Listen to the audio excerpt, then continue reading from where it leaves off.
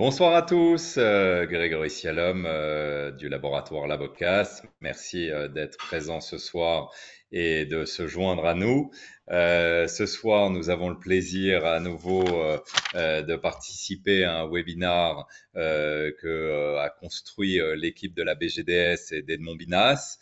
Ce soir, vous allez Bonjour. parler et entendre parler de management d'équipe. Pour présenter Edmond très brièvement, j'ai l'immense plaisir et privilège d'avoir un partenariat avec lui depuis plusieurs années et plusieurs fois par an. Nous organisons ce type de webinaire. Edmond est chirurgien dentiste. Il a depuis une grosse vingtaine, j'allais dire trentaine, pardon, d'années formé des cabinets assistants et praticiens répartis sur toute l'Europe. C'est la BGDS est aujourd'hui en Europe la plus grande société de formation pour cabinets de management, notamment pour cabinets dentaires, d'accompagnement. Et aussi Gérard Loufrani ce soir nous accompagnera, mon fidèle compagnon qui est au sein du laboratoire. Beaucoup d'entre vous le connaissent, notamment au travers du flux digital. Nous sommes réunis pour entendre Edmond vous prodiguer, prêcher la bonne parole sur le management d'équipe au sein de vos cabinets dentaires. Ce soir, nous parlerons de cohésion d'équipe au sein du cabinet. Je vous laisse, Edmond, Tu n'avais pas une Gérard. nouvelle à annoncer, Grégory? Pardon? Tu n'avais pas une nouvelle à annoncer? Euh, tu- Dis-moi tout, dis-moi tout. Écoute, je pense que vous avez atteint un volume Oui. de... Non? Alors, De cabinet c'est en vrai vente? qu'on a atteint ce mois-ci au sein du laboratoire plus de 2000 praticiens qui ont travaillé avec nous et depuis le début d'année, plus de 3000 clients qui ont travaillé avec le laboratoire.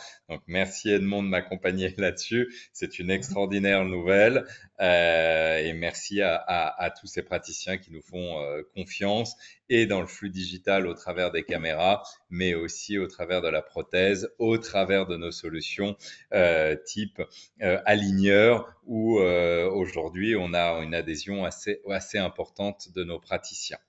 Je te laisse la parole, Edmond.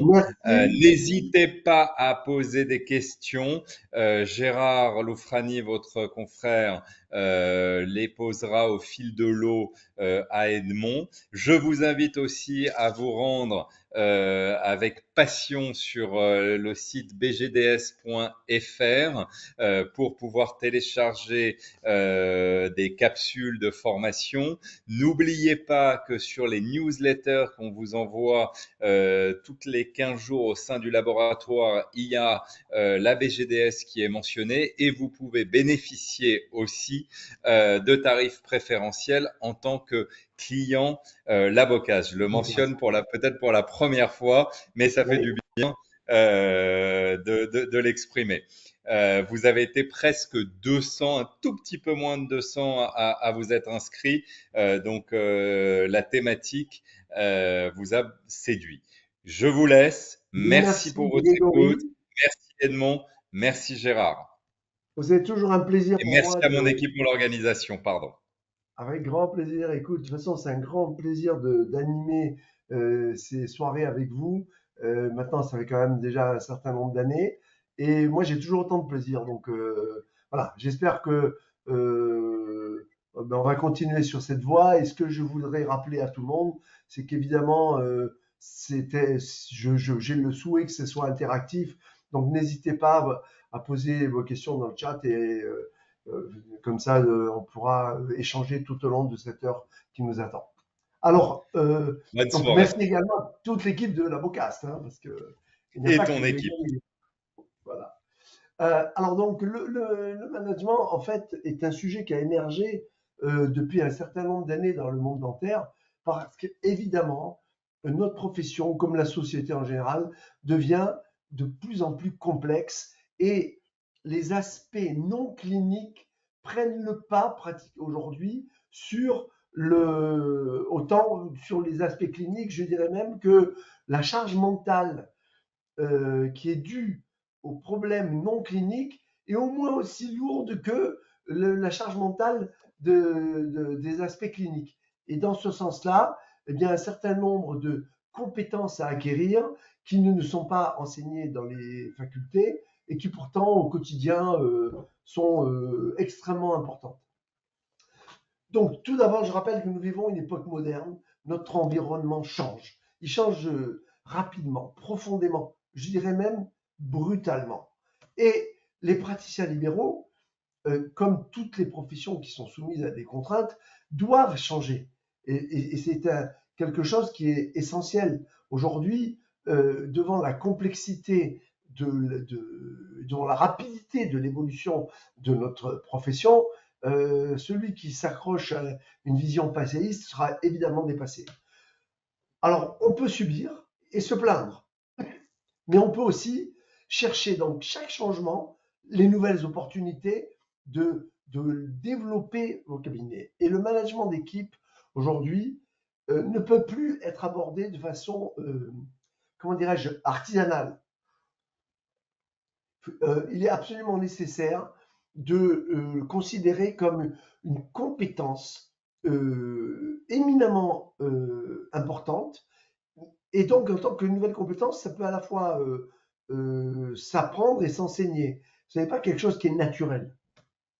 Je rappelle que dans notre concept de la Binance Global Dental School, BGDS, en raccourci, une organisation de cabinet dentaire est toujours basée sur 9 systèmes fondamentaux.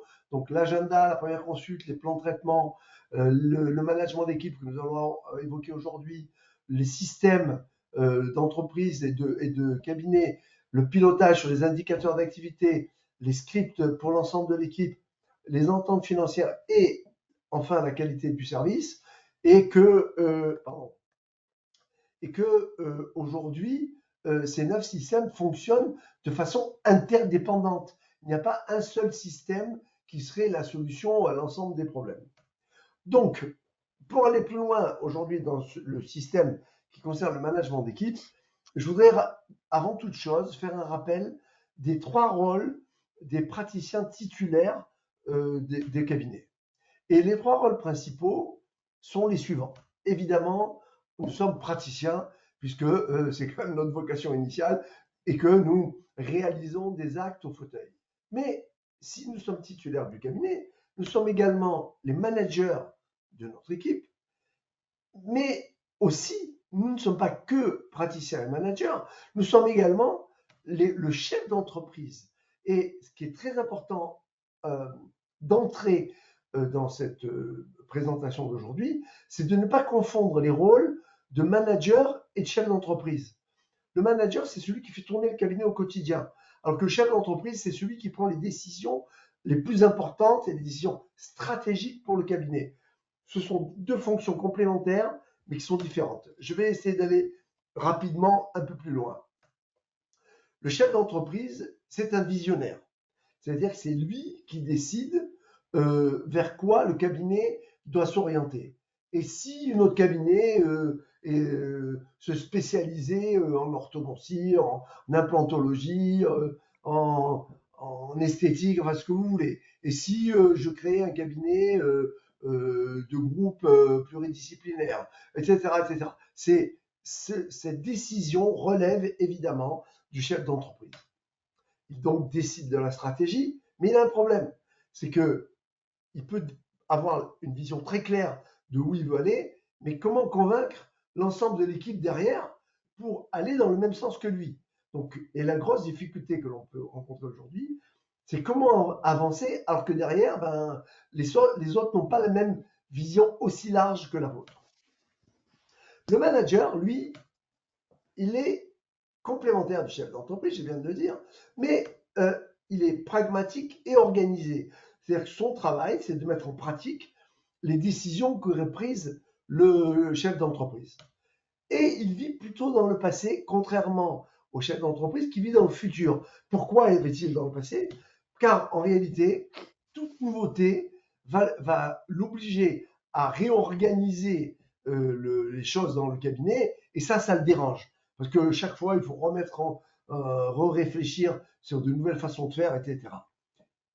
Et enfin, le praticien, lui, c'est l'exécutant et il adore bricoler. Alors, le praticien, on adore tout ce qui est petites fraises, les petites boîtes, etc. Et on adore les protocoles pour chercher le quatrième canal. Et à la différence du chef d'entreprise qui vit dans le futur, du manager qui vit dans le passé plutôt, lui, le praticien vit dans le présent. Et il a un problème quand même, c'est que le praticien veut tout contrôler. Et s'il perd le contrôle, il est ultra stressé. Ce qui veut dire qu'en conséquence, pour lui, prendre du temps pour réfléchir à autre chose que des aspects cliniques, c'est quelque chose où il a le sentiment que c'est absolument improductif. Alors qu'en réalité, aujourd'hui, évidemment, cette réflexion sur les aspects non cliniques du fonctionnement d'un cabinet sont au moins aussi importantes que la réalisation des actes en bouche. Alors, sans management, c'est un préalable que je voulais vraiment préciser. Alors, évidemment, un des problèmes que nous rencontrons, c'est que praticien, manager, chef d'entreprise, ben, le problème, c'est que c'est souvent dans le même crâne, quoi. C'est la même personne qui occupe les trois fonctions dans beaucoup de cabinets.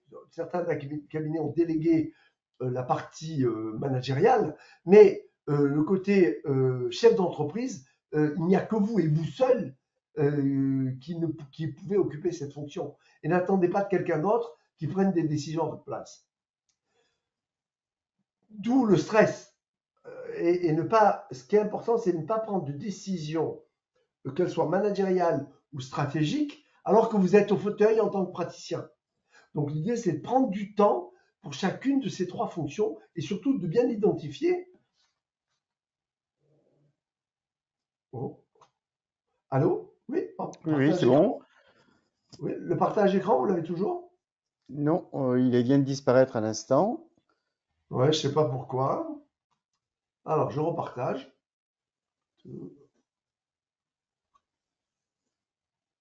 Voilà. Voilà, c'est bon pour vous? C'est bon, impeccable. Tu peux continuer, c'est parfait.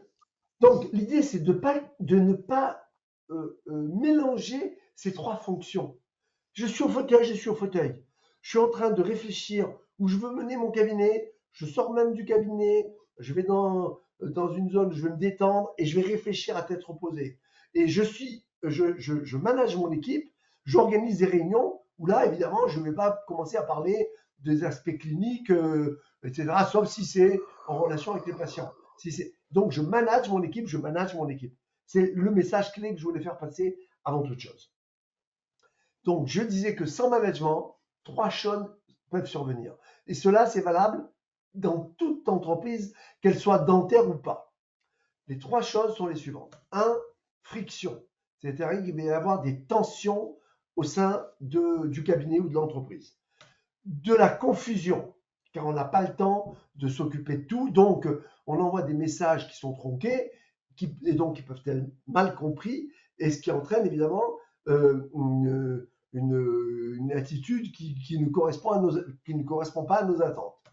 Et enfin, sous-performance, c'est-à-dire qu'il y a beaucoup de pertes de temps et donc on n'a pas une efficience optimale.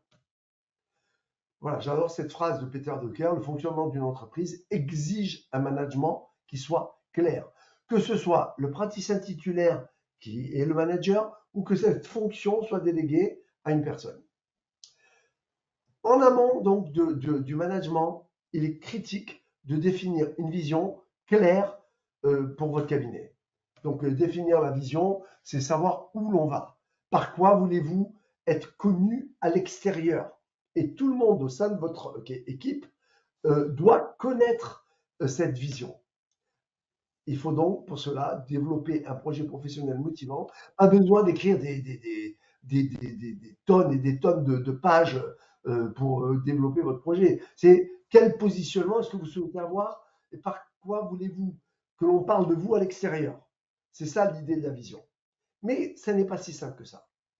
Parce que pour définir une vision, eh bien, il faut répondre à certaines questions. Le problème, et j'adore cette phrase, de Tom Peters, c'est que la plupart d'entre nous, nous ne savons pas ce que nous voulons et nous courons toute notre vie après pour essayer de l'obtenir. Parce qu'en réalité, ce que j'ai constaté à l'usage en travaillant avec les cabinets, c'est que la plupart des gens savent ce qu'ils ne veulent pas, mais ils ne savent pas ce qu'ils veulent. D'où l'importance de poser 3 questions et d'essayer d'y répondre le plus précisément possible. La première question est assez simple. Où est-ce que j'en suis aujourd'hui? C'est-à-dire, qu'est-ce que c'est que mon cabinet aujourd'hui? Quel type de positionnement? Quel est le type de structure? Combien est-ce que j'ai de fauteuils? Combien est-ce que nous avons d'assistantes? Quel type de patients est-ce que nous avons? Où est-ce que j'en suis? C'est établir un diagnostic du cabinet. La deuxième question, c'est où est-ce que je veux aller aujourd'hui? Et c'est celle-là qui est la plus compliquée de toutes. Parce que comment faire pour savoir où est-ce que je voudrais que mon cabinet soit dans 5 ans, dans 10 ans, dans 15 ans? Eh bien, pour vous aider à répondre à cette question, je vous invite à vous poser la question suivante. Imaginons que je ne m'appelle pas Edmond Binas et que je suis Merlin l'Enchanteur. J'ai une baguette magique. Tac, je donne un coup de baguette magique. Vous êtes dans le cabinet de vos rêves. Qu'est-ce que c'est? Et prenez vraiment le temps de réfléchir à cette question. Prenez le temps de savoir ce que vous avez vraiment au fond de vous. Parce qu'en fait, une carrière, ça passe trop vite pour s'ennuyer à faire quelque chose dont on n'a pas envie, en fait. Hein. Donc, pour être en cohérence entre ce que vous avez au fond de vous et ce que vous aimeriez avoir, eh bien, il faut répondre à cette question. Où est-ce que je veux aller? Quel type d'exercice je souhaite avoir tout au long de ma carrière? Au moins dans les 5 ans à venir. Et je vais ensuite, une fois que j'ai répondu à cette question, et à autre chose, personne d'autre que vous ne peut et ne doit répondre à cette question. Ne laissez personne d'autre décider qu'est-ce qui est bon pour vous. C'est vous qui pouvez le savoir. C'est pour ça que chaque cabinet est unique en fait. Et la troisième de ces questions, c'est comment faire pour y parvenir. Bon, alors là, nous, on peut vous aider. On peut vous aider à répondre à la première question.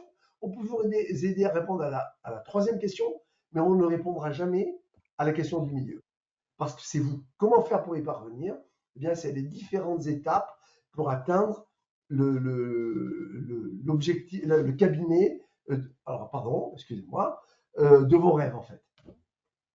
Alors, allons encore plus loin dans le management. Une fois qu'on a fait ces préambules, qui sont fondamentaux, hein, j'insiste, parce que sinon, vous pouvez développer la plus belle équipe du monde, si vous n'allez pas dans ce que vous avez envie de faire, vous allez vous ennuyer toute votre carrière. Hein.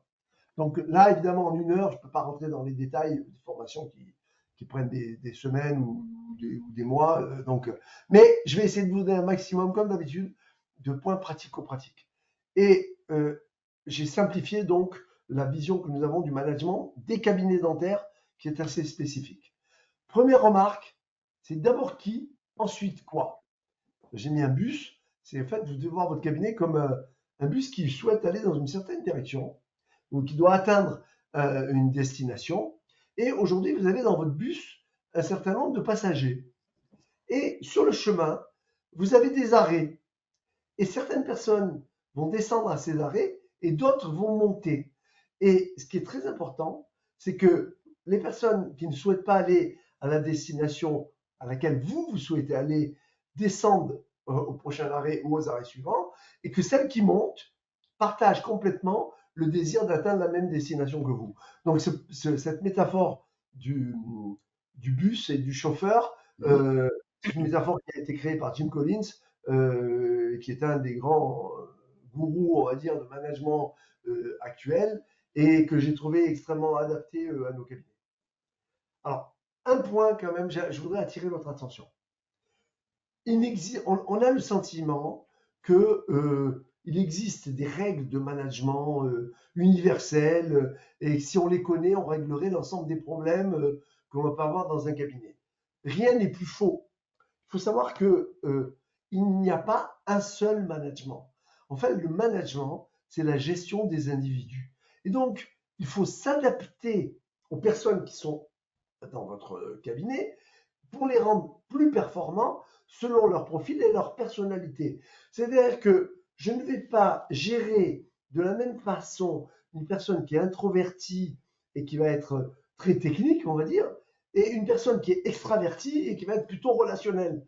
Et en fait, je dois m'adapter à chacune des personnes, mais avec un élément central, c'est de les faire travailler ensemble dans la même direction, c'est-à-dire la vision que vous avez de votre structure.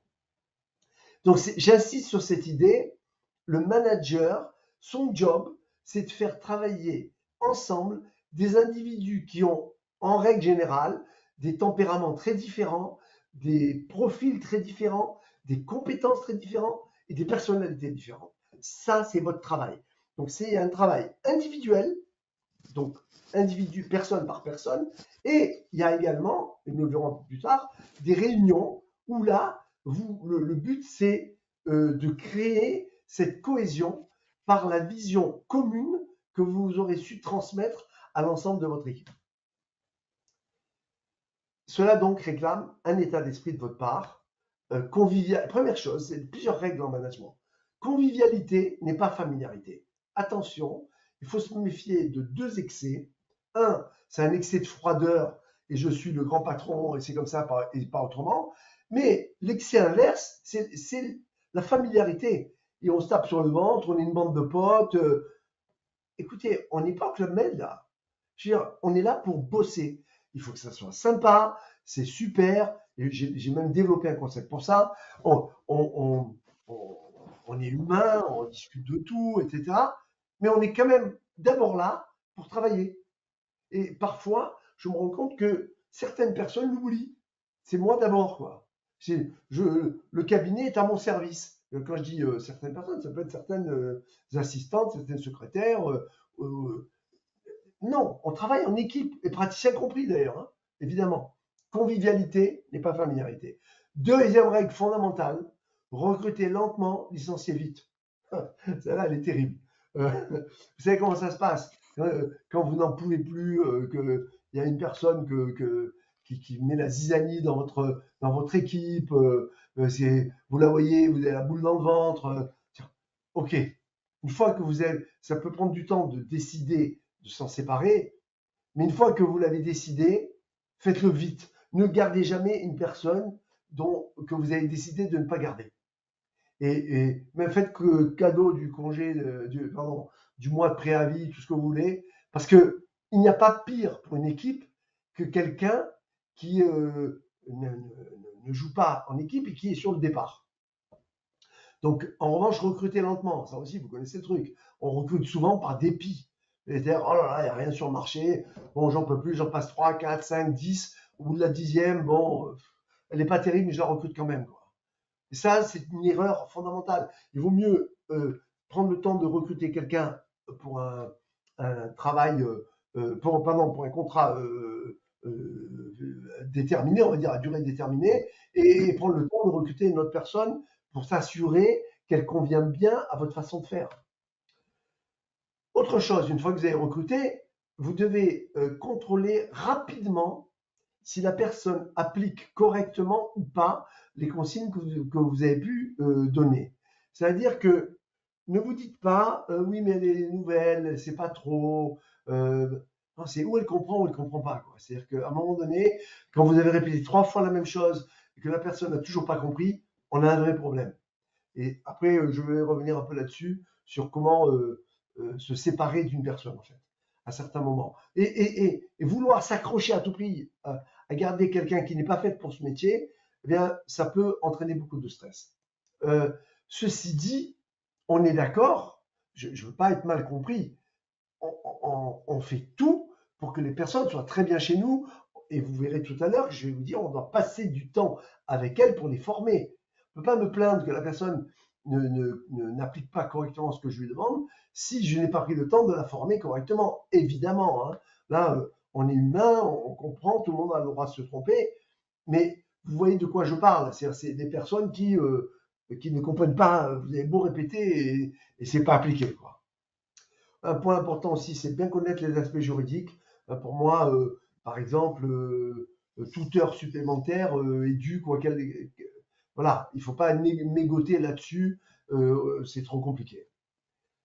Donc l'état d'esprit, et là vous allez de mieux en mieux me comprendre, c'est que vous êtes un peu les mentors de votre équipe et vous êtes là pour les aider à grandir professionnellement. Si c'est un praticien, même un jeune praticien, ben vous êtes là pour qu'il devienne un bon chirurgien dentiste. Si c'est une assistante, vous avez le désir qu'elle devienne une très très bonne assistante dans son métier, que si demain elle soit amenée à partir, eh bien, elle retrouve facilement du boulot. Si c'est une secrétaire, pareil, etc. Donc l'idée, c'est je me positionne comme un mentor et pas comme un patron directif. Autre chose, les gars, vous avez une personne qui est chez vous depuis au moins 1 an. Elle a fait la preuve de son efficacité. Elle a fait la preuve de sa loyauté. Si vous ne savez pas payer, il ne faut pas vous étonner qu'elle s'en aille. Hein. Attention, c'est un sujet chaud, c'est un sujet tabou chez nous, hein, mais il faut aussi aborder ce sujet-là. Donc, il faut payer correctement nos assistantes, parce que sinon, si la personne est efficace, hein, une fois que j'ai dit que quand c'est pas bon, je m'en sépare. En revanche, quand c'est bon, il faut être loyal aussi nous-mêmes. Quoi. Et savoir ne pas démotiver, ça aussi, c'est typique de notre métier. Donc, vous savez qu'on est des obsessionnels de la perfection. Et donc, on a une tendance naturelle à ne voir que ce qui ne va pas. Et si vous êtes tout le temps uniquement dans le négatif, eh bien, vous pouvez démotiver la personne la plus motivée au départ. Donc, n'oubliez jamais de faire des compliments, de pointer ce qui va bien. Si vous avez eu une bonne journée de travail, merci. Dites-le merci, c'est très important, merci. Merci du fait qu'on ait bien bossé ensemble, etc., etc. Tout ça, c'est vraiment un certain état d'esprit qui est adapté à l'époque actuelle. D'accord ? Alors, dans le management simplifié, donc comme je l'ai dit tout à l'heure, la fonction managériale pourrait être développée. Elle est déjà développée dans certaines grosses structures. Cependant, ne croyez jamais que vous allez vous exonérer du management, parce qu'il faut manager le ou la manager. Et c'est pas gagné, parce que le choix d'un manager peut être critique pour éviter de très grosses désillusions. J'ai connu ça moi-même. J'ai recruté une office manager dans mon cabinet avec un très très bon salaire, et dans ma tête, je me suis dit super, je vais enfin pouvoir me débarrasser de ces problèmes de gestion d'individus qui me cassent les pieds et je n'en peux plus. Oh là là, ça a été la pire expérience de ma carrière. Parce qu'en fait, la personne n'avait pas du tout la même vision que moi des relations au sein de l'équipe. Et c'était elle contre, enfin elle au pluriel contre moi. Et là, c'était très douloureux pour moi. Une mauvaise expérience, mais j'ai tiré beaucoup de leçons de cette expérience-là. Donc attention, il est critique que la manager, le ou la manager, ait la même conception que vous de la relation avec le reste de l'équipe. Hein. Il faut savoir qu'il existe 2 types de management. Le management organisationnel, c'est-à-dire la définition de comment on est organisé dans le cabinet et qui fait quoi. Et le deuxième type, c'est le management relationnel. Alors, eh bien, de façon très étonnante, contrairement à ce que peut-être beaucoup peuvent penser, le plus important des deux est le management organisationnel. Car ni le praticien, ni l'assistant de son DEPSI, il est critique d'avoir des systèmes clairs. Et en fait, le management organisationnel, c'est 80% de la réussite d'une bonne équipe. Et la relation, c'est seulement 20%. Tout le monde veut être sympa. Franchement, c'est naturel. Maintenant, ce qui est beaucoup plus compliqué, c'est d'expliquer qui fait quoi. Et le management organisationnel, c'est donc la base de la base de la base. Vous pouvez avoir des personnes, toutes les personnes de votre équipe peuvent être super sympas. Si il n'y a pas d'organisation claire, eh bien, vous pouvez être tranquille qu'au bout d'1 an, tout le monde s'étripe. Hein. C'est normal. C'est l'organisation et la définition des responsabilités de chacune qui fait que ça fonctionne bien ou pas. Donc, il faut définir ce que j'appelle le cadre organisationnel. Qu'est-ce que c'est que ce cadre organisationnel? D'abord, on a ce que j'ai dit en introduction. Ça, c'est la responsabilité du chef d'entreprise qui a le leadership. Donc, c'est de définir la vision claire de où veut aller le cabinet. Quel est le positionnement du cabinet? Et vous devez communiquer ce positionnement à l'ensemble de votre équipe pour que demain, l'ensemble de votre équipe communique votre positionnement auprès des patients. Et du coup, à l'extérieur, va se développer une certaine image que vous aurez choisie en réalité. Deuxièmement, le management. Le management, c'est donc faire fonctionner, mettre en application pratique la vision que vous aurez définie. Donc il y a une logique dans tout ça. Et enfin, pour faire fonctionner un cadre organisationnel clair, on est pour créer ce que j'appelle le manuel du cabinet qui regroupe l'ensemble des règles de fonctionnement. Ça veut dire quoi? D'abord, l'ensemble des systèmes documentés. Comment est-ce que nous réalisons les ententes financières dans notre cabinet? Comment est-ce que nous prenons les rendez-vous dans le cabinet? Comment se déroule la première consultation? Etc., etc., etc., etc. Donc, avec des systèmes documentés, c'est-à-dire écrits, mais je ne vous demande pas un dictionnaire. Ça peut être une demi-page, une page.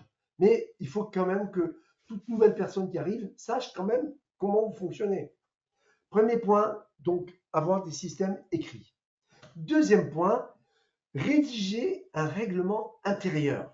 Le règlement intérieur, c'est tout ce qui définit les comportements attendus.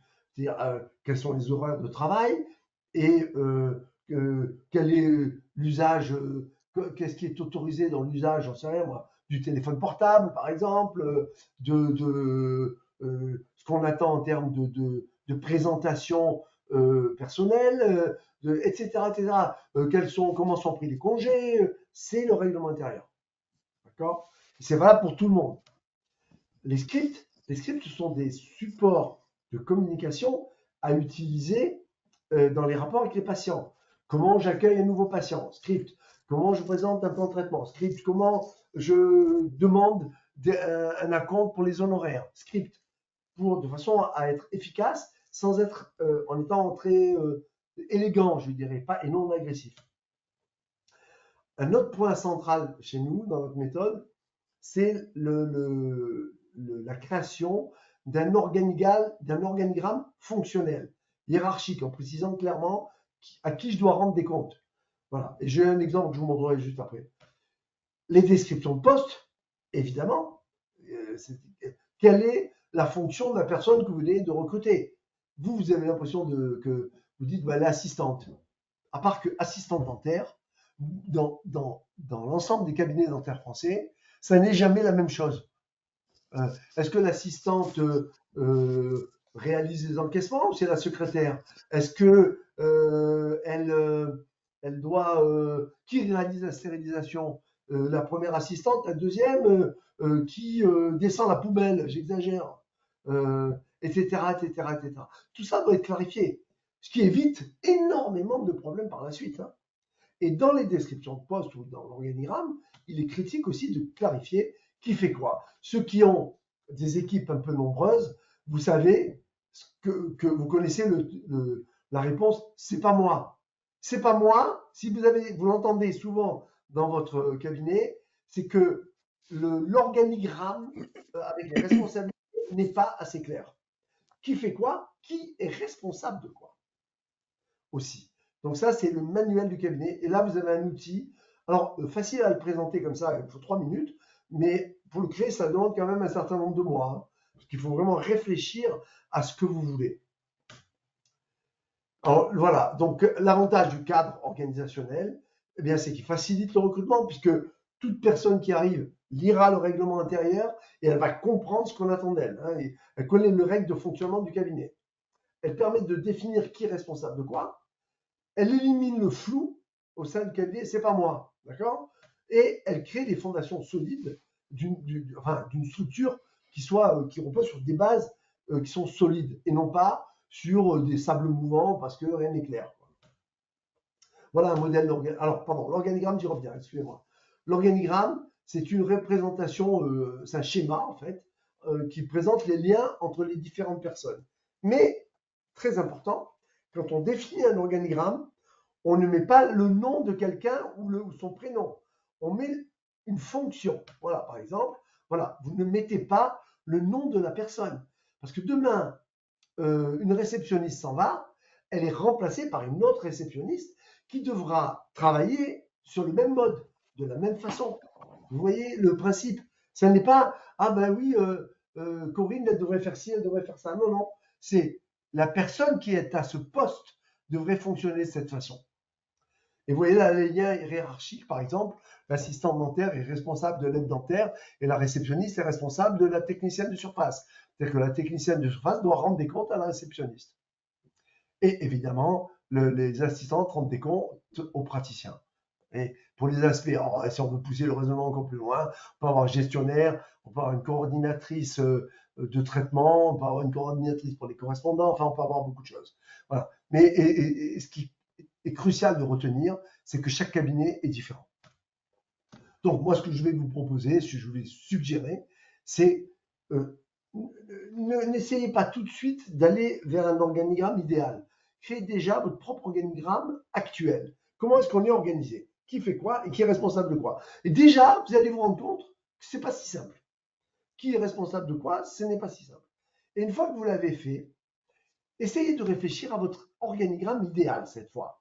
Et peut-être que vous allez vous rendre compte que il vous manque une personne ou que une certaine personne est à un poste pour lequel elle n'a pas les compétences, etc. Mais ça reste encore de l'ordre de la théorie.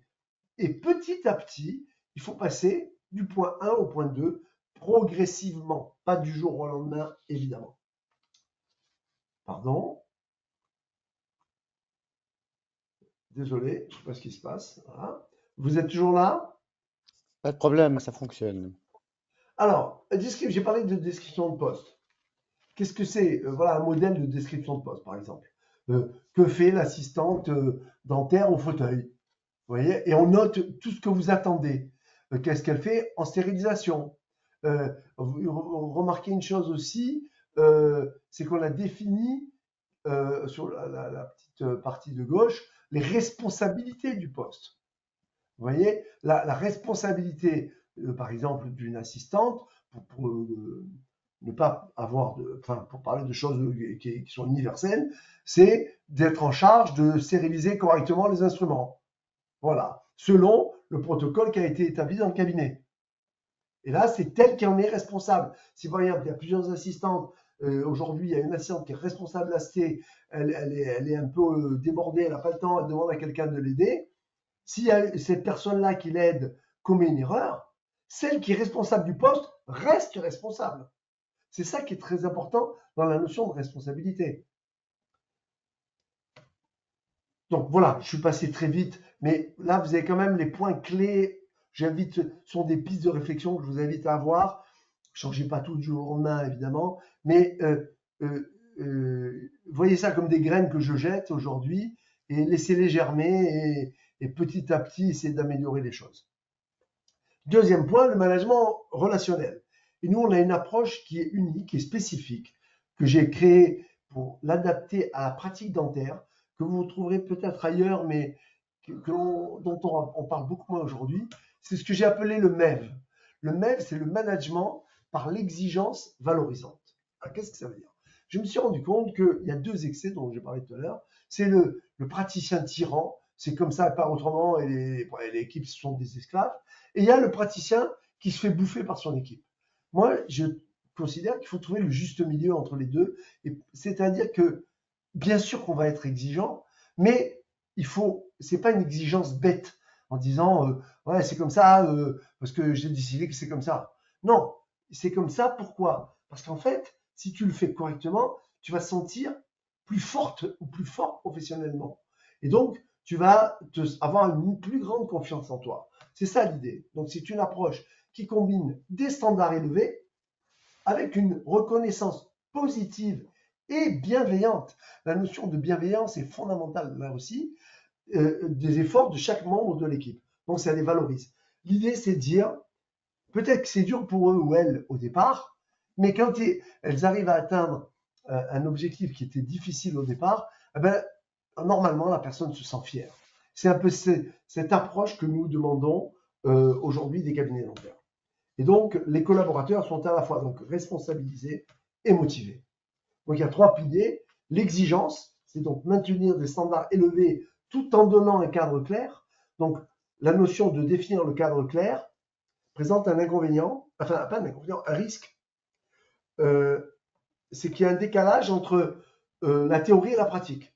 Donc, une fois que vous avez défini votre cadre de fonctionnement, eh bien, il est important que tout le monde comprenne que ce n'est pas négociable. Et donc là, il y a une certaine exigence dans la qualité du travail réalisé et dans le respect des règles de fonctionnement. Deuxièmement, valorisation, c'est reconnaître donc le travail que chacun fait, encourager aussi et soutenir. On est des mentors, souvenez-vous. Et enfin, le troisième point, c'est la responsabilisation. On ne peut pas fonctionner, comme je le vois aujourd'hui dans beaucoup de cabinets, où quand une personne n'arrive pas à faire, on lui explique une première fois, une deuxième fois, une troisième fois, et la réponse que je ne peux pas entendre, c'est oui, mais je ne suis pas assez formé.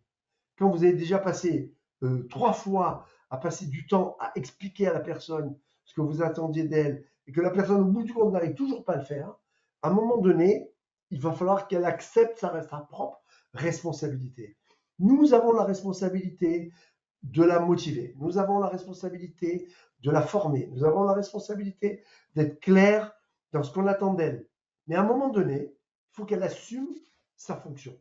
Et la personne qui est dans le déni de responsabilité, je peux vous dire, elle est toujours source de problèmes au sein du cabinet. Donc l'idée de responsabiliser, c'est d'impliquer l'équipe dans l'organisation, dans la communication et dans l'atteinte des objectifs du cabinet. Voilà. OK. Ah, vous m'entendez là? Oui, tout va bien. Tout va bien pour Alors là, l'instant. il n'y a pas de souci. Pourquoi ça Ah, voilà. Donc, Oui, il s'agit. j'ai quelques questions, mais on verra ça Allez-y, peut-être à la fin, hein. j'adore les questions, donc tu sais bien. Oui, oui. Ouais. La première question, c'est, là tu nous parles de cabinet visiblement où il y a un manager, mais quid Non, des non. cabinets de groupe? Des cabinets de Ah groupe où non, il y non, a non, non, ah non, attention, je réponds tout de suite. Non, non, le manager, c'est le praticien. Rappelez-vous, il ne faut pas confondre la personne et sa fonction. Tout ce que j'ai dit depuis tout à l'heure est valable, même s'il y a un seul praticien et une assistante. Je me fais Oui, comprendre ou pas?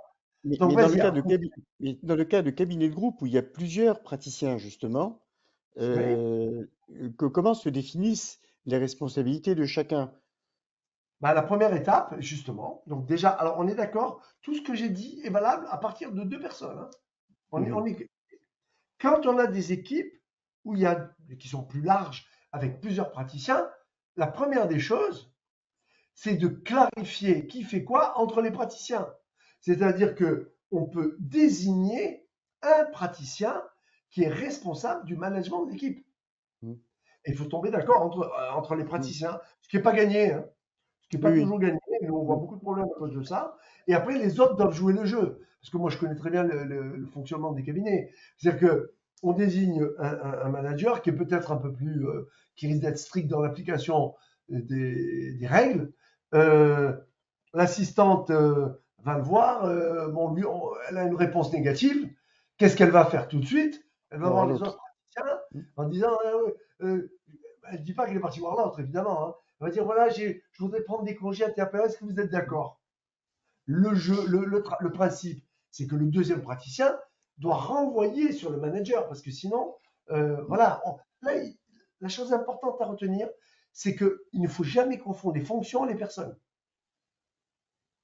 Une personne peut avoir plusieurs fonctions, mais quand elle est responsable d'une fonction, c'est elle qui a la responsabilité. Point, quoi. Il ne peut pas y avoir de confusion. Mais ça, j'entends très bien parce que on voit très souvent des grosses tensions entre associés par un Mhm. manque de clarification de qui fait quoi dans l'équipe dirigeante. C'est C'était le point que je voulais que tu précises, voilà. hein, parce qu'on Oui, a pas oui. mal de questions là-dessus. Ah ben J'ai nous on passe. Oui, vous savez, souvent on est sollicité en disant voilà, on a des problèmes d'équipe, ça va pas, c'est notre équipe, elle n'est pas terrible, etc. Et on arrive Et en fait, la réalité, c'est qu'on a plusieurs associés qui s'entendent pas entre eux. Et pourquoi ils s'entendent pas entre eux? Pas parce que relationnellement ça va pas, c'est parce qu'ils n'ont pas pris le temps de communiquer entre eux.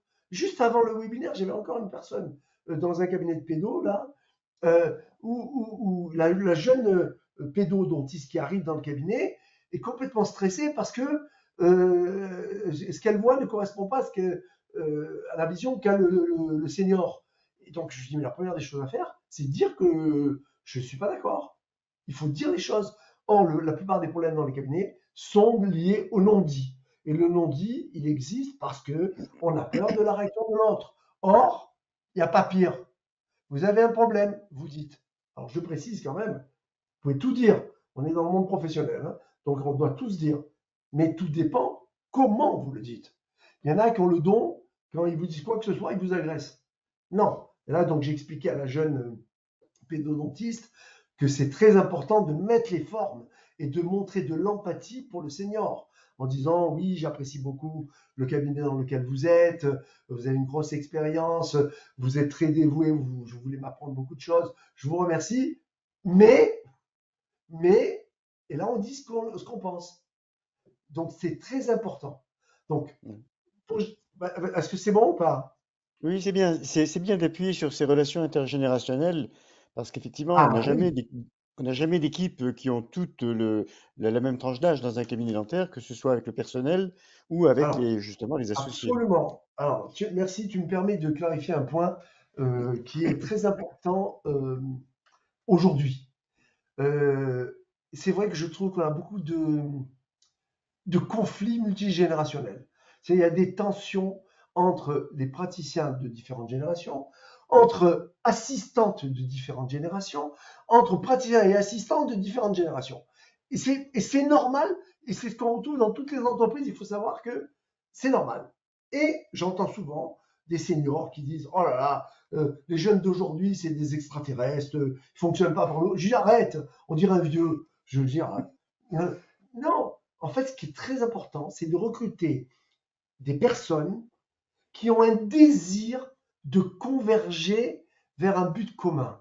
Mais il faut qu'il y ait une volonté de travailler ensemble et pas que je veux imposer à tout prix ma façon de faire et c'est comme ça et pas autrement. Cette attitude de c'est comme ça et pas autrement, elle aboutit à une seule chose. Vous vous retrouvez tout seul. D'accord? Sans assistante, sans associé, sans personne. J'allais dire peut-être sans femme, sans mari, mais j'exagère. Aujourd'hui, il va falloir. Non, mais c'est hyper. On vit une époque où il faut savoir mettre de l'huile dans les rouages. Et c'est comme ça.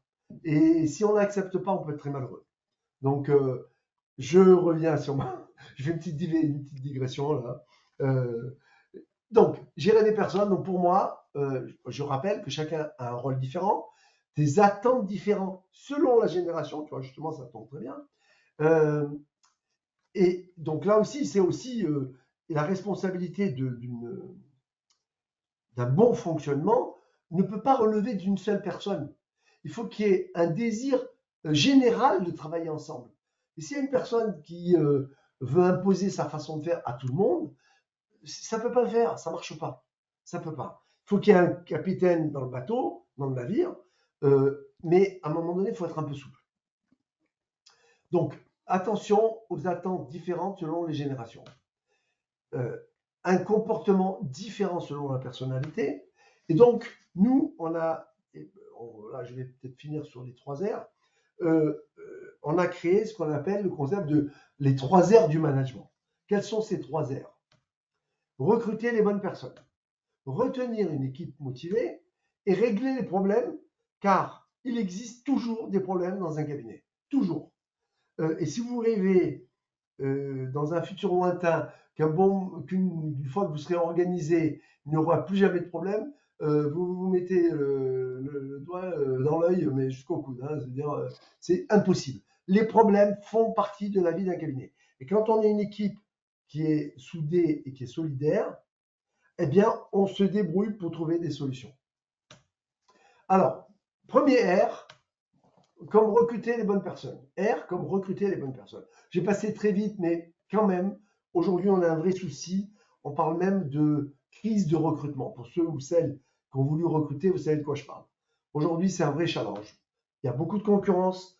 Aujourd'hui, que ce soit d'ailleurs les centres dentaires ou que ce soit les cabinets, d'autres cabinets libéraux. Et comme tout le monde a des difficultés à recruter, eh bien, on a un peu aujourd'hui, c'est comme au football, hein, c'est mercato, hein, c'est-à-dire que c'est au plus offrant, c'est celui qui paie le plus qui va recruter le mieux. Moi, les personnes qui rentrent chez vous uniquement parce que vous les avez débauchés d'un autre cabinet, je serais extrêmement méfiant. Hein. Pas de candidat et manque d'attractivité de la profession dentaire en général pour les personnes qui auraient pourtant des profils adaptés. Parce que je considère que la profession communique mal sur l'intérêt de la pratique dentaire en général. Je parle des assistantes et des secrétaires, hein, évidemment. Et enfin, c'est sûr, pour ceux qui ont déjà fait qui ont tenté de faire des recrutements, vous savez que sur 100 CV que vous allez recevoir, il y en a peut-être, je ne sais pas moi, 10 que vous allez retenir. Sur les 10, vous allez en avoir 2 ou 3 maximum qui seraient éventuellement éligibles et peut-être une que vous allez finir par recruter. Voilà. Donc, c'est vrai qu'il y a pas mal de demandes, mais beaucoup de personnes qui n'ont pas le profil pour travailler dans les cabinets dentaires. Autre enjeu, bon, on a besoin de personnel de plus en plus qualifiés avec l'évolution des technologies. On a des métiers qui ne sont pas forcément valorisés, c'est-à-dire que ce sont des métiers où les salaires ne sont pas forcément très élevés, où on ne les considère pas non plus comme des métiers valorisants, alors que ce sont quand même assistants dentaires aujourd'hui, c'est une profession, c'est reconnu comme une profession de santé. Les postes sont peu connus en dehors du dentaire, j'en ai parlé. Et souvent, c'est un autre gros problème que l'on voit dans les cabinets, c'est qu'il n'y a pas une période de formation et d'intégration qui soit suffisante. On recrute, allez hop, et on balance et débrouille-toi. Alors que pour nous, on considère qu'il faut un minimum de 1 mois pour, en passant du temps avec la personne et parfois 2 à 3 mois selon les cas. Donc cette période d'intégration, elle est critique. Et là aussi, nous, on propose des programmes d'intégration, c'est-à-dire qu'on a un plan de formation au cabinet, c'est-à-dire au fonctionnement du cabinet, progressivement, petit à petit. Et donc, cela signifie qu'on doit passer du temps, mais je vais y revenir tout à l'heure, cette notion de passer du temps avec son équipe. Donc, c'est la première, recrutement, je passe vite, je regarde l'heure, on est bon. Deuxième R, retenir, R comme retenir une équipe. Alors, retenir une équipe, c'est la fidéliser en fait. Nous, je vais vous proposer 4 outils sur lesquels vous pouvez vous appuyer pour retenir votre équipe. Et ces 4 outils fonctionnent de façon coordonnée. Les routines, mettre en place des routines de fonctionnement, valoriser l'équipe quand elle a de bons résultats, apprendre à bien déléguer, et l'image du cabinet que je ne présenterai pas aujourd'hui, mais bon, l'image du cabinet, c'est-à-dire que si vous avez un cabinet qui a une très bonne réputation, vous pouvez attirer des personnes qui souhaitent travailler chez vous. Donc l'image, ce n'est pas uniquement pour les patients, c'est aussi pour le recrutement. Là aussi, c'est important. Alors je vais commencer par les routines. Là aussi, je vous le fais très simple, mais il y a 4 points pour les routines. Mettre en place 4 types de routines différentes. Premier point, c'est ce que j'appelle le one-to-one et le feedback 360. C'est des entretiens en face à face avec la personne. Ça peut être formel, c'est-à-dire on s'organise un petit rendez-vous qui peut être de 1 quart d'heure, 20 minutes, en face à face, ou informel, ça peut être entre deux. Mais ce qui est important, c'est l'état d'esprit dans lequel on le fait. L'état d'esprit, c'est comment je peux t'aider à mieux travailler dans ta fonction. Comment est-ce que je peux être utile? Et n'hésite pas à me poser des questions. Ensuite, on partage les informations. Mais là aussi, il y a une responsabilité de l'assistante. Elle devra dire quand elle n'y arrive pas. Et il ne faut pas qu'elle ait le sentiment que si elle dit qu'elle est en difficulté sur une tâche, elle va se prendre un retour de manivelle. Donc là aussi, il faut accepter ça. La personne qui vient me dire j'ai besoin que vous m'accompagniez, c'est qu'elle veut bien faire. Donc voilà. Après, derrière, vous mesurez l'avancée, vous vérifiez donc la qualité du travail et selon le résultat de l'évolution de l'assistant, ça peut être un jeune praticien aussi d'ailleurs, hein, ou de la secrétaire, soit vous faites des compliments avec du renforcement positif, soit vous dites, écoute, c'est bien, je vois que tu as fait des efforts, je te remercie pour ça. En revanche, tu vois, là, il y a un point qui va pas très bien, et là, voilà ce que je te propose de faire pour t'améliorer. Donc l'idée, c'est pas de dire non mais t'es nul, ça va pas du tout, etc. Donc la façon de faire est critique. Et donc toujours définir les prochaines étapes. Le premier outil, c'est d'établir un one-to-one avec chaque personne au sein du cabinet. Alors, vous allez me dire, mais ça prend du temps. Oui. Ensuite, il y a les réunions collectives. Et là, il faut qu'elles soient récurrentes. J'y reviens dans une minute parce qu'il y a 4 types de réunions chez nous. Après, il y a le team building. Les team building, c'est autre chose que des réunions. C'est toute l'équipe sort ensemble, en dehors du cabinet, ou alors on peut organiser des choses au cabinet, mais on ne parle pas de boulot. C'est-à-dire, c'est vraiment, on va faire laser game, on va assister à une formation ensemble. En fait, c'est du team building et on se rend compte, en fait, que mine de rien, c'est très important. Ça peut être pas, ça va pas être tous les jours. Une fois par an, ça peut suffire. Vous voyez, c'est pas un truc. Je connais des cabinets qui le font 2-3 fois. Pourquoi pas? Je suis pas obligé d'aller jusque là. Vous voyez, une fois par an déjà, c'est on est ensemble, on sort et en dehors du cabinet, voilà, ça nous apprend à mieux nous connaître. Et enfin, autre point fondamental, c'est se former en équipe. Nous, on a beaucoup de cabinets qui viennent nous voir pour la gestion des rendez-vous, pour la première consultation. Alors, ça peut être clinique, pourquoi pas? Demain, on peut imaginer, j'en sais rien, hein, qu'une assistante puisse assister à certaines formations cliniques. Pourquoi pas? Ça peut être des formations à la com, ça peut être ce que vous voulez. Mais là aussi, quand vous le faites ensemble, comme par hasard, quand on rentre dans le cabinet, on n'est plus cohérent, on n'est plus synchro. Donc, j'ai parlé des réunions. Il y a 4 types de réunions, je disais, les réunions quotidiennes, elles ont pour objectif les réunions quotidiennes, elles ont pour objectif simplement d'analyser le déroulement de la journée avec l'assistante et le praticien concerné. Donc, uniquement l'analyse de l'agenda avec les points clés, les devis à présenter, les chirurgies compliquées, l'information à donner aux patients, etc., etc., les encours, ce que doit le patient, etc., etc. Là, pour nous, on est pour des réunions courtes, hein, 10 minutes maxi. Hein. Ensuite, on a les réunions tous les 15 jours. Là, c'est réunions alors, excusez-moi, réunions quotidiennes, c'est uniquement les petites équipes, praticiens et assistantes concernés, puisque c'est l'agenda. Les réunions tous les 15 jours, c'est l'ensemble de l'équipe, où là, on a l'opportunité d'échanger sur l'ensemble des sujets qu'on n'a pas eu le temps d'aborder dans la journée de travail. Ensuite, il y a les réunions annuelles qui sont des réunions d'évaluation du travail. Bon, en plus, tous les 2 ans, c'est obligatoire maintenant. Donc, et là, on aborde tous les sujets possibles et imaginables concernant le poste de la personne. Là, c'est en one-to-one aussi. Hein. Et enfin, il y a des réunions flash. Ce sont des réunions où il y a une tension particulière. Donc, je dis souvent à distance de la salle d'attente, où là, il y a une tension entre 2 assistantes. Et ça, elles vont le régler en professionnel, loin des patients.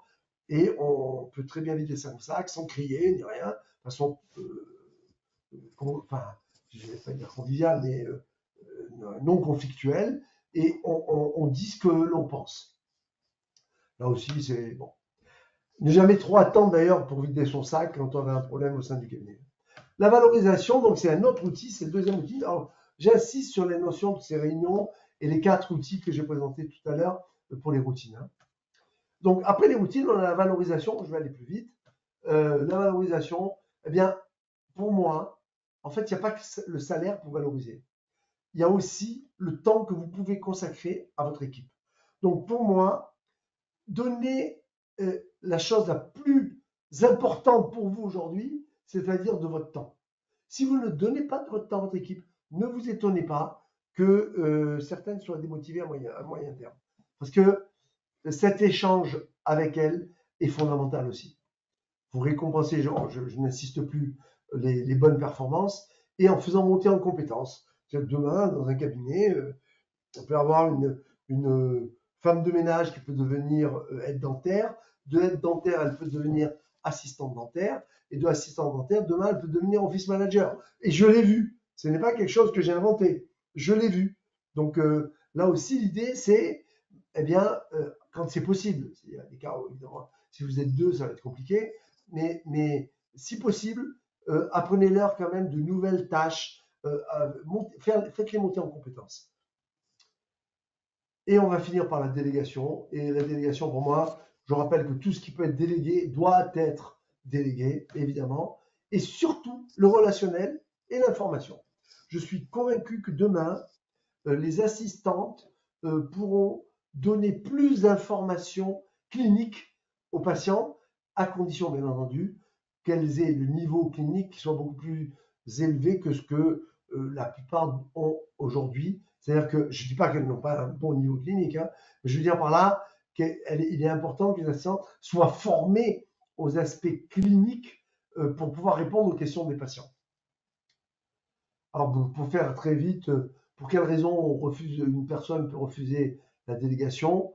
Elle a peur de la responsabilité que ça représente, elle a peur de se tromper, et elle va considérer que c'est du boulot en plus de ce qu'elle fait déjà. Pour quelles raisons je ne délègue pas, moi, de mon côté, en tant que manager, on va dire? Parce que je considère que moi, je le fais mieux et plus vite. Oui, c'est vrai, au départ. Mais souvent, vous serez surpris du fait que de la vitesse à laquelle les personnes peuvent aller une fois qu'elles se sont habituées à une certaine tâche. Je me souviens, quand j'étais jeune praticien, je voulais absolument pas déléguer les règlements, les encaissements. Et donc, non, évidemment, je perdais un temps fou. Et à un moment donné, je pouvais même plus voir ça en peinture, hein.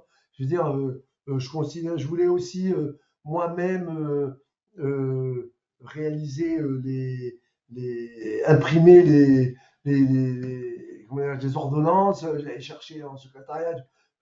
Non, l'impression d'une ordonnance, vous dictez le truc, ou vous dites si tout est prêt, quoi, dans le logiciel. Il faut quand même contrôler, évidemment, c'est moi qui signe, hein, on est d'accord. Mais non, au bout du compte, c'est facilement délégable. Manque d'expérience du collaborateur. On a un ou une jeune personne qui est là et j'ai peur qu'elle n'y arrive pas correctement. Là, ce qu'il faut faire, c'est commencer petit. C'est-à-dire vous donner des tâches plus ou moins, plus simples. Et au fur et à mesure, quand la personne vous donne la preuve qu'elle sait faire, vous augmentez la difficulté. J'ai pas le temps de former, du coup, oh là là, bon, ça m'embête, quoi. Et je considère que le risque d'erreur est trop élevé, effectivement, selon ce dont on parle. Si par exemple il s'agit de déléguer une partie de l'entente financière et que j'ai une jeune assistante qui est là, qui n'est pas très psychologue, elle n'est pas formée, elle est mal à l'aise avec l'argent, peut-être qu'elle risque d'obtenir des refus, pas parce que le patient ne veut pas, mais parce qu'elle s'y prend mal, quoi. Donc, et là, toujours pareil, j'y vais de façon progressive. Alors, comment faire pour augmenter la délégation? Attitude positive, c'est oui, ça va bien se passer. Accepter le droit à l'erreur, virgule, relatif, une fois, deux fois, trois fois, au bout de 3 fois, on a un problème. D'accord? Commencer petit, je l'ai dit, contrôler le travail effectué et donner un retour de la façon dont je l'ai présenté. Si c'est bien, super, merci, je suis content, ça correspond exactement à ce que je veux.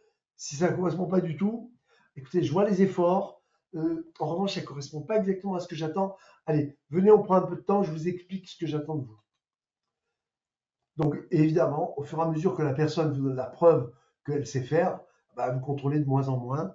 Mais même si la personne est là depuis très longtemps et que vous savez qu'elle est hyper compétente, c'est pas plus mal à temps régulier de faire un petit contrôle. Et n'oubliez pas que déléguer et ne pas se décharger, cela signifie que vous ne pouvez pas ne pas former la personne. R3, j'arrive, régler les problèmes.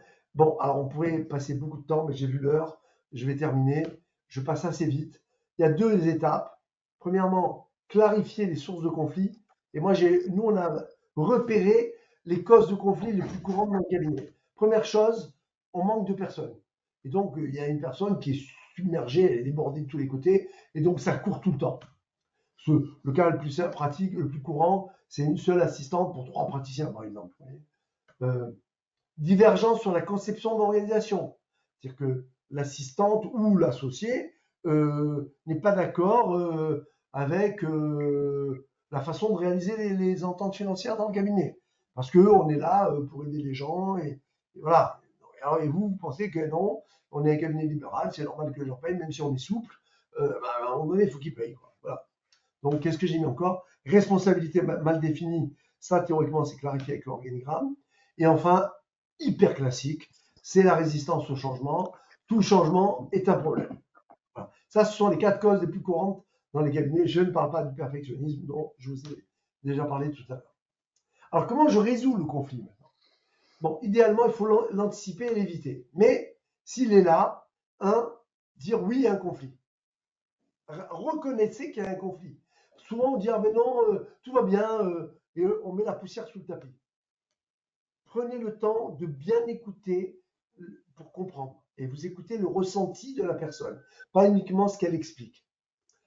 Ne confondez pas le problème avec la personne. Très important aussi. Quand on pointe des responsabilités d'une personne, c'est souvent conflictuel parce que le tu tue.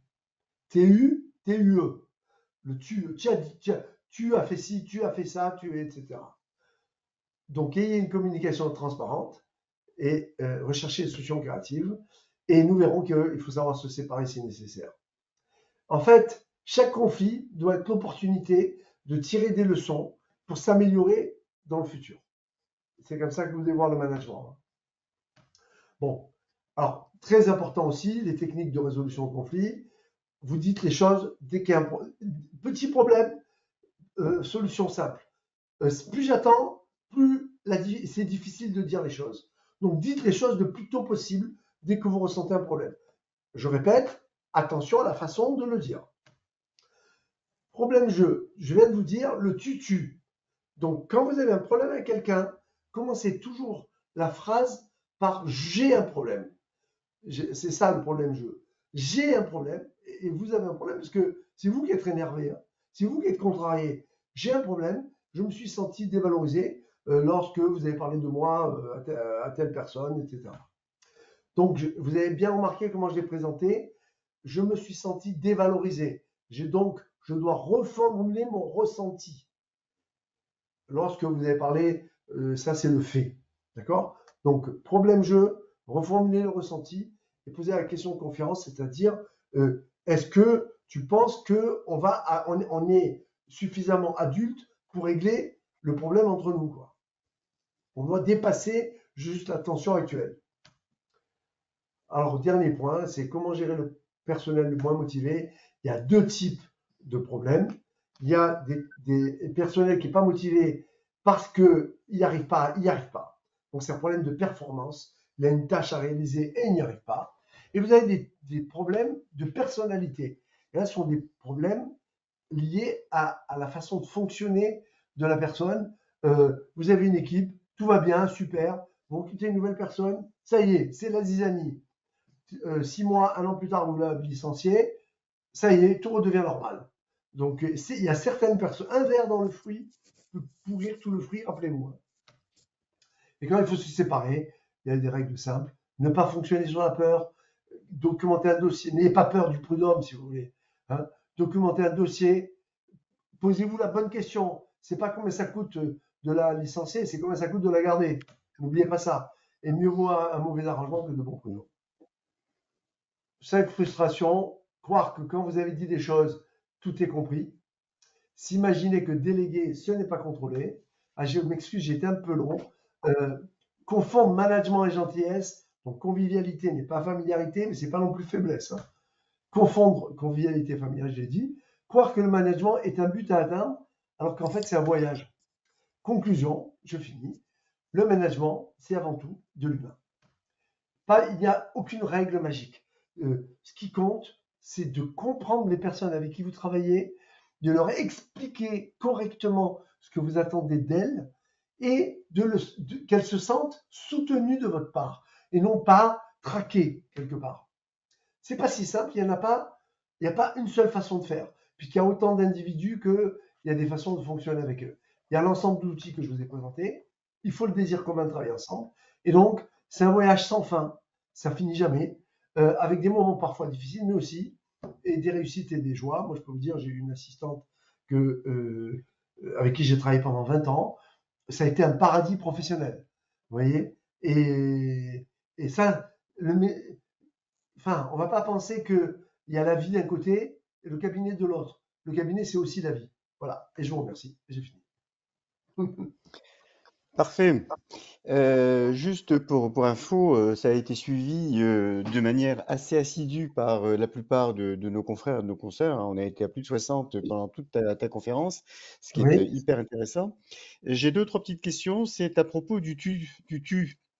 oui, bien sûr. Est-ce qu'il faut garder une certaine distance avec le personnel ou est-ce que le tutoiement est un moyen qui permet justement de mettre un petit peu Alors, d'huile dans les rouages?